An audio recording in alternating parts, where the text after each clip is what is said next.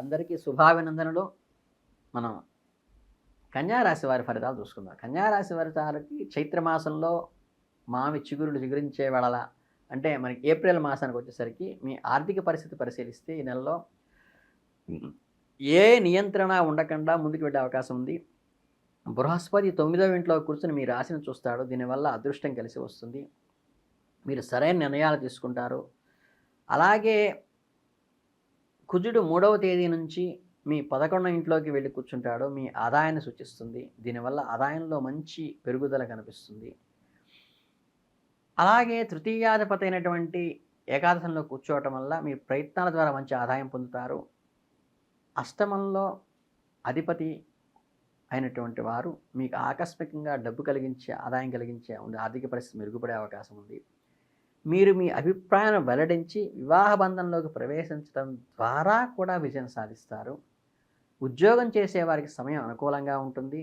అనేక సవాళ్ళను ఎదుర్కొని కూడా జయం సాధిస్తారు. వాటిని ఎదుర్కొని ముందుకు వెళ్ళినటువంటి ఘనత మీకు లభిస్తుంది. వ్యాపారం చేసేవారు అనేక సవాళ్ళను ఎదుర్కోవలసి ఉంటుంది. అలాగే ఒకటి కంటే ఎక్కువ మంది వ్యాపార భాగస్వాములతో గొడవ పడకుండా అందరితో కలిసి కూర్చొని ప్రేమపూర్వకంగా చర్చించండి. తద్వారా వ్యాపారాన్ని ముందుకు తీసుకెళ్ళడానికి ఉపయోగపడుతుంది. నెల ప్రారంభం నుండి మీరు ప్రయాణం చేయవలసి రావచ్చు. ఆర్థిక పరిస్థితి అనుకూలంగా ఉండే అవకాశం కనిపిస్తుంది. కెరీర్ పరంగా ఈ నెలలో సగటుగా మీకు ఒక హోదా పెరగటం కానీ పదోన్నతి కలగటం కూడా కలిగేటువంటి అవకాశం ఉంది. శుక్రుడు మరియు సూర్యునితో కలిసి తిరోగమన స్థితిలో కూర్చుంటం వల్ల ఏంటంటే అతనికి నీచ స్థితి 6వ ఇంట అధిపతి అయిన శని కూడా అతనితో ఉండటం వల్ల ఉద్యోగంలో కొద్దిగా ఒడిదుడుకులు వచ్చి కూడా విజయం సాధిస్తారు. సవాళ్ళనైతే ఎదుర్కొంటూ ముందుకు వెళ్ళవలసి వస్తుంది. 7వ తేదీన బుధుడు తిరోగమనం నుండి ప్రత్యక్ష స్థితిలోకి వస్తాడు. అప్పుడు మీ కార్యాలయంలో సవాళ్ళను కొంత తగ్గుతాయి. అలాగే మీ కార్యాలయంలో మంచి విజయాలను చవి చూడటానికైతే అవకాశం ఉంది. వ్యాపారం చేసేవారికి నెలలో సమస్యలతో నిండి ఉంటుంది. 5 గ్రహాలు ఒకేసారి 7వ ఇంట్లో కూర్చొని మీ వ్యాపార భాగస్వామితో కానీ మీ జీవిత భాగస్వాములతో కానీ అంటే సప్తమ స్థానంలో స్పౌస్ వల్ల కానీ బిజినెస్ పార్ట్నర్ వల్ల కానీ అనుకూలంగా ఉంటుంది. అందరితో మంచిగా వ్యవహరించండి. ప్రయత్నాలకి ఎటువంటి పెద్దపీట వేసి ఇటువంటి వివాదాలకు తావివ్వకుండా ముందుకెళితే మీరు విజయం సాధిస్తారు. ఆరోగ్యపరంగా కొంచెం బలహీనంగా ఉండే అవకాశం ఉంది. మొత్తం మీద రాశిలో కేతు ఉంటాడు కాబట్టి 7వ ఇంట్లో సూర్యుడు, శని, బుధుడు, శుక్రుడు మరియు రాహులతో 5 గ్రహాలతో నెల ప్రారంభమవుతుంది. మీ ఆరోగ్య సమస్య కొంతవరకు ఇది ప్రభావితం చేస్తుంది. 14వ తేదీ నుండి 8వ ఇంట్లోకి సూర్యుడు సంచరించడం వల్ల మీ వ్యాధుల నుండి విముక్తి కలిగించడంలో సహాయపడుతుంది. అప్పటి వరకు మీరు జాగ్రత్తగా ఉండాలి. ఎందుకంటే మీ రాశిపై కుజుడు పూర్తి దృష్టి ఆరోగ్యాన్ని ప్రభావితం చేస్తుంది. అయితే దేవగురువైన బృహస్పతి నెల మొత్తం మీ రాశిలో చూస్తూ దాన్ని మెరుగుపరచడానికి ప్రయత్నిస్తాడు. గురు అనుగ్రహం ఉంటే అనుగ్రహాలు ఆటోమేటిక్గా అనుకూలంగానే ఉంటాయి. అలాగే మిమ్మల్ని బలంగా చేయడానికి వ్యాయామం చేయటము, ఆరోగ్యాన్ని కాపాడుకోవటము చేసుకోండి. తలనొప్పి, జ్వరము లాంటివి వచ్చే అవకాశాలు మీకు ఉన్నాయి. ఈ చిన్న చిన్న అనారోగ్యాలు తప్పితే వైద్యుడిని సంప్రదించవలసిన అవసరం లేకుండానే మీరు నివారించుకోవచ్చు. కనుక మీరు కంగారు పడాల్సింది.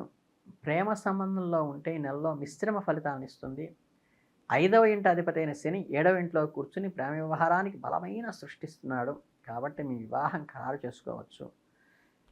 ప్రేమ వివాహం కూడా విజయం సాధిస్తుంది. మీ జీవితంలో విజయం సాధించడంలో శని, సూర్యుడు, బుధుడు, రాహు మరియు శుక్రుడు కలిసి మీకు దోహదపడుతున్నారు. మధ్య మధ్యలో మీ ప్రేమ వారికి కొన్ని శారీరక సమస్యలు వస్తాయి. జీవితంలో కొన్ని సవాళ్ళు రావచ్చు.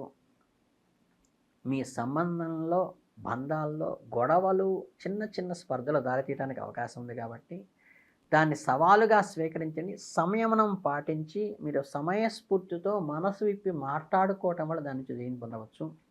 7వ ఇంట్లో 5 గ్రహాల కలయిక వలన జీవిత భాగస్వామి మరియు ఒకరినొకరు అర్థం చేసుకోవడంలో బలపడటానికి ఉపయోగపడుతుంది. చిన్న చిన్న అపార్థాలకైతే తావు ఉంది. పరిస్థితి కొంతవరకు మెరుగుపడుతుంది. ఓపికగా ఉండాలి. జీవితంలో 4వ ఇంట అధిపతి అయిన దేవగురు బృహస్పతి నెల మొత్తం 9వ ఇంట్లో ఉంటాడు. కాబట్టి అక్కడ నుంచి మొదటి ఇల్లు అయినా, మూడవ ఇల్లు, ఐదవ ఇల్లుని చూస్తాడు కాబట్టి మీ సంతానం సౌఖ్యాన్ని కలిగిస్తుంది. కుటుంబాన్ని విస్తరించే అవకాశం ఉంది. అలాగేంటంటే గురు దృష్టి వల్ల ఆధ్యాత్మిక భావనలు వెల్లివిరుస్తాయి. కుటుంబ వాతావరణం కూడా ప్రశాంతత నెలకొంటుంది. తండ్రితో మీ సంబంధం మధురంగా మారుతుంది. తల్లి ఆరోగ్యం కూడా మెరుగవుతుంది. దీనివలన కొంత ఉపశమనం పొందుతారు. రెండవ ఇంటి అధిపైన శుక్రుడు 7వ ఇంట్లో కూర్చుని ఉంటాడు కాబట్టి కుటుంబ స్థానంలో సంతోషాలు, భోగాలు కలగటానికి ఆస్కారం ఉంది. అలాగే ఈ చైత్ర పౌర్ణమి తర్వాత సింహరాశి వారికి పరిస్థితులు చాలా అనుకూలంగా ఉంటాయి. అంటే ఏప్రిల్ 12 తర్వాత మీరు ప్రారంభించిన పనులు సకాలంలో పూర్తి చేయగలుగుతారు. మీ సమయ నిర్వహణ నైపుణ్యాన్ని సూచిస్తుంది. అనుకున్న పనులన్నీ సకాలంలో పూర్తి చేస్తారు. కుటుంబ సభ్యుల సహాయ సహకారాలు అందుతాయి. మీకు మానసిక బలాన్ని అందిస్తుంది. మీ కుటుంబ సభ్యుల మద్దతు ఉంటుంది. ఆరోగ్యం విషయంలో కొద్దిగా జాగ్రత్త వహిస్తే సరిపోతుంది. వృత్తి ఉద్యోగాల్లో ఉన్నతమైన పదవులే పొందుతారు. మీ కెరీర్లో పురోభివృద్ధి ఉంటుంది. మీ ప్రతిభకు గుర్తింపు ఉంటుంది. ప్రమోషన్లు వచ్చే అవకాశం కూడా ఉంటుంది. ఇక సంతానం విద్య విషయాల్లో నూతన అవకాశాలు వస్తాయి. కొత్త కొత్త ఆపర్చునిటీలు, కొత్త కొత్త ఇన్నోవేటివ్గా మీరు సృష్టించుకోగలుగుతారు. కొంచెం కష్టసాధ్యమైన మీరు అనుకున్నటువంటి అచీవ్మెంట్ని పొందే అవకాశం ఉంది కాబట్టి దానికి మీ ఎఫర్ట్ తగ్గకుండా చూసుకోండి. వృత్తి వ్యాపారాల్లో మార్పు అనుకూలంగా సాగుతాయి. మీ వ్యాపారంలో వృద్ధి సూచిస్తుంది.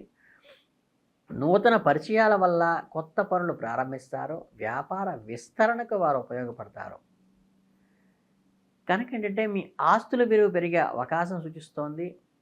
కోర్టు తీర్పులు కూడా మీకు అనుకూలంగా వస్తాయి. మీకు న్యాయపరంగా ఉండే చిక్కులు తొలగిపోతాయి. అలాగే ఆకస్మిక ధనలాభం, అన్ఎక్స్పెక్టెడ్ ఎర్నింగ్ కూడా వస్తుంది. మీకు ఆర్థికంగా ఊహించిన ఈ లాభాన్ని పొదుపు చేసుకోవడానికంటే సేవింగ్ చేసుకోవడం ఉపయోగించండి.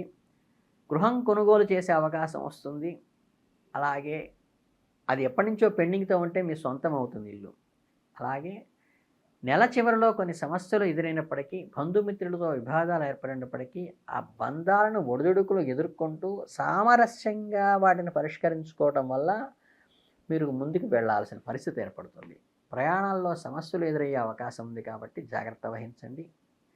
అలాగే ఈ సంకష్ట మోచన గణపతిని ప్రార్థించడం వల్ల కూడా మీకు ఈ కష్టాల నుంచి బయటపడతాయి. ఈ పశుపక్షాదులకు నీళ్లు పెట్టడం వల్ల కూడా ఈ దోషాల నుంచి బయటికి రావచ్చు.